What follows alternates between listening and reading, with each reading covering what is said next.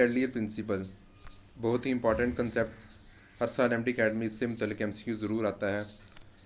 मैंने अपनी पिछली वीडियो में प्रेशर का इफेक्ट बताया था, इस वीडियो में टेम्परेचर का इफेक्ट बताऊंगा 10 क्वेश्चंस की मदद से।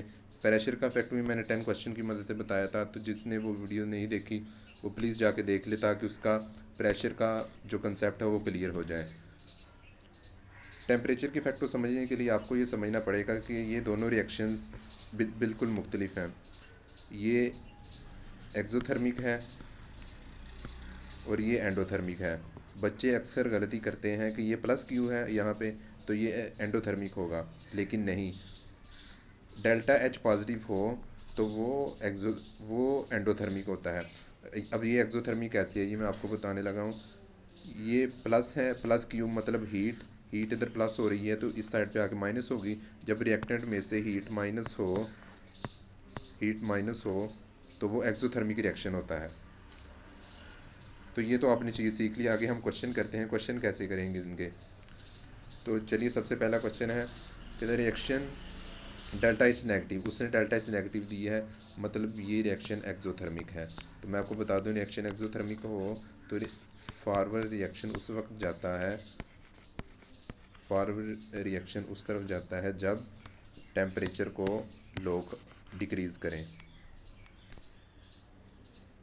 The reaction delta H negative is favoured by the reaction is favoured by the का मतलब क्या है?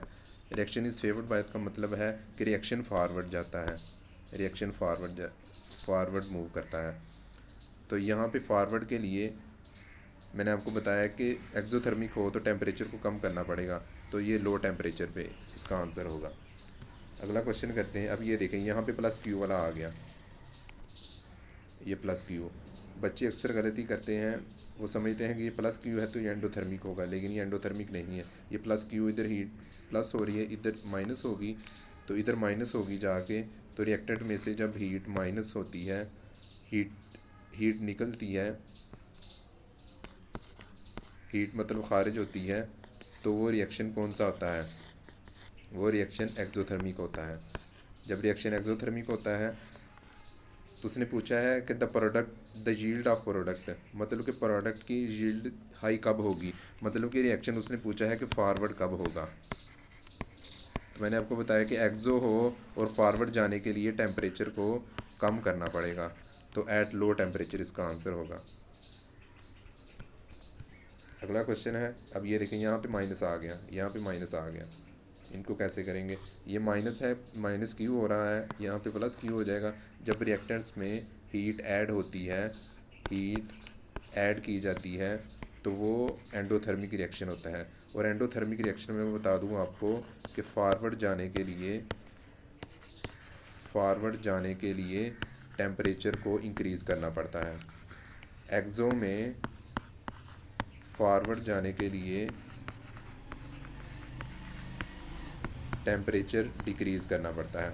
तो यहाँ पे ये एंडोथर्मिक हो गया, तो इसका आंसर क्या होगा? इन अबव रिएक्शन, वो पूछ रहा है कि in above reaction which of the following, in above reaction which is essential condition for higher production of NO. Higher production of NO मतलब प्रोडक्ट ज़्यादा बनना चाहिए, प्रोडक्ट ज़्यादा बनने के लिए फॉरवर्ड रिएक्शन जाना पड़ेगा।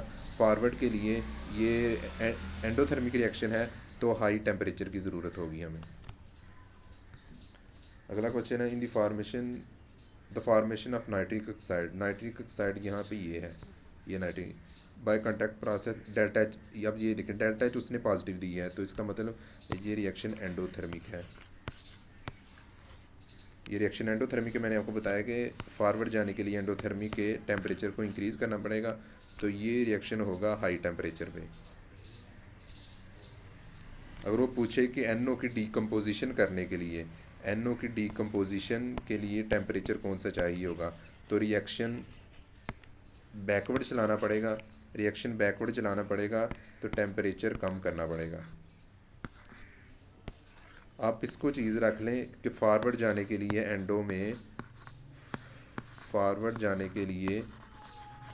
टेम्परेचर को ज़्यादा करना पड़ेगा, और रिवर्स जाने के लिए एंडो में टेम्परेचर को कम करना पड़ेगा।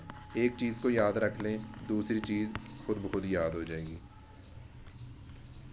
अगला क्वेश्चन है, पूछ रहा है कि इन दिस रिएक्शन, अब ये देखें ये प्लस क्यू यहाँ पे आ गया, ये माइनस क्यू उधर जाके माइनस क्यू हो जाएगा। जब रिएक्टेंट में से हीट निकलती है तो वो रिएक्शन एक्सोथर्मिक होता है। रिएक्शन एक्सोथर्मिक होता है। रिएक्शन एक्सोथर्मिक के लिए फॉरवर्ड कब जाएगा? जब टेम्परेचर लो करें। पूछ क्या रहा है? Most suitable condition for higher production of SO3, मतलब SO3 की प्रोडक्शन हमें ज़्यादा चाहिए। SO3 की प्रोडक्शन ज़्यादा कब होगी? जब रिएक्शन फारवर्ड जाएगा। जब रिएक्शन फारवर्ड जाएगा तो हमें टेम्परेचर को कम करना पड़ेगा क्योंकि एक्सोथर्मिक रिएक्शन है। तो इसका आंसर हमारे पास लो टेम्परेचर आ गया।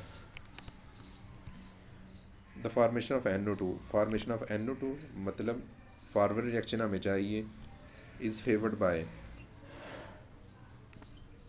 ये प्लस हीट है। ये देखें यहाँ पे प्लस हीट, तो यहाँ पे हीट जाके माइनस हो जाएगी रिएक्टेंट में से हीट माइनस हो तो वो एक्सोथर्मिक होता है।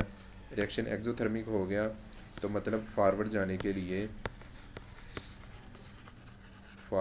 के लिए हमें टेम्परेचर को लो करना पड़ेगा। तो इसका आंसर लो टेम्परेचर आ गया।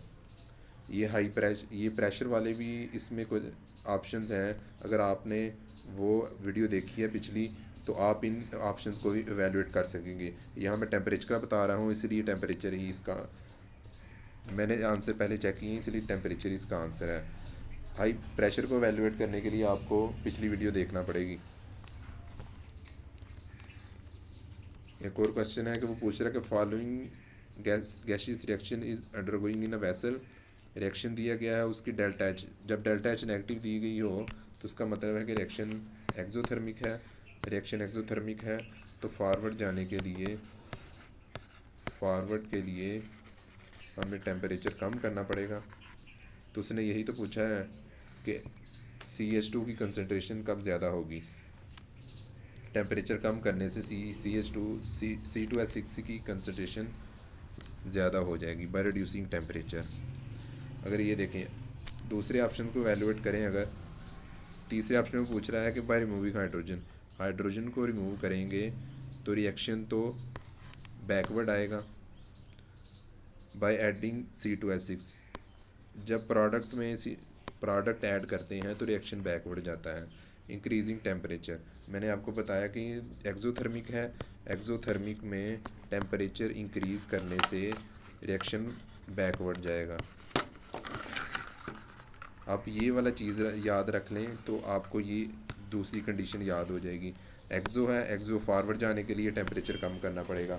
एक्सो है, बैकवर्ड जाने के लिए टेम्परेचर ज़्यादा करना पड़ेगा। एक और क्वेश्चन हमारे पास वो पूछ रहा है कि in the reaction plus Q, अब ये देखें यहाँ पे प्लस क्यू यहाँ पे माइनस क्यू हो जाएगी। रिएक्टेड में से माइनस क्यू मतलब एक्सोथर्मिक है। ग्रेटर प्रोडक्ट इज ऑब्टेन्ड, मतलब हमें ग्रेटर प्रोडक्ट कब बनेगा? जब फॉरवर्ड रिएक्शन जाएगा, मतलब एक्सो के लिए फॉरवर्ड की कंडीशन है। और फॉरवर्ड की कंडीशन कब, प्रोडक्ट ज़्यादा कब बनेगा एक्सो में? फॉरवर्ड हमें चाहिए, फॉरवर्ड जाने के लिए टेम्परेचर कम करना पड़ेगा। टेम्परेचर कम करेंगे तो एट लो टेम्परेचर। एक और क्वेश्चन है उसमें पूछ रहा है कि अब ये देखें फर्दर रिएक्शन, अब क्यू ने प्लस क्यू रिएक्टेंट में दे दिया है तो रिएक्टेंट में जब हीट ऐड होती है तो वो एंडोथर्मिक होता है, वो रिएक्शन एंडोथर्मिक होता है। हमें रिएक्टेंट में तो वो पूछ रहा है greater concentration of product, endo में फॉरवर्ड जाने के लिए हमें टेम्परेचर ज़्यादा करना पड़ता है। तो टेम्परेचर इंक्रीज़ करेंगे तो ग्रेटर कंसनट्रेशन ऑफ प्रोडक्ट मिलेगी। तो उम्मीद है आपको ये टेम्परेचर का कंसेप्ट भी समझ आया होगा। अगली वीडियो में इंशाल्लाह कंसनट्रेशन के बारे में बात करूँगा। तो अगर आपको वीडियो पसंद आए तो चैनल को सब्सक्राइब करना मत भूलें।